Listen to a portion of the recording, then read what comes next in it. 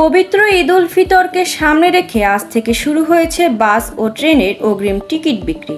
রেলের সব টিকিট শতভাগ অনলাইনে বিক্রি হচ্ছে, আর বাসের টিকিট মিলছে অনলাইন ও কাউন্টার দুইভাবেই। সকাল থেকে রাজধানীর গাবতলী ও কল্যাণপুরে টিকিটের জন্য যাত্রীদের ভিড় দেখা গেছে। 12 থেকে 19 মার্চের টিকিট বিক্রি চলছে, যার মধ্যে 16, 17 ও 18 মার্চের টিকিটের চাহিদা সবচেয়ে বেশি। প্রথম দিনে বড় কোনো ভোগান্তি বা বাড়তি ভাড়ার অভিযোগ পাওয়া যায়নি। রেলওয়ে জানিয়েছেন, সার্ভারের চাপ কমাতে পশ্চিমাঞ্চলের ট্রেনের টিকিট সকাল 8টা থেকে এবং পূর্বাঞ্চলের ট্রেনের টিকিট দুপুর 2টা থেকে ছাড়া হচ্ছে। যাত্রীরা রেল সেবা অ্যাপ ও ওয়েবসাইটের মাধ্যমে টিকিট সংগ্রহ করছেন।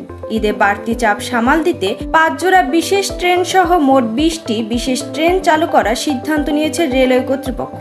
16 মার্চ থেকে ঈদের আগের দিন পর্যন্ত আন্তনগর ট্রেনের সাপ্তাহিক ছুটিও বাতিল থাকবে।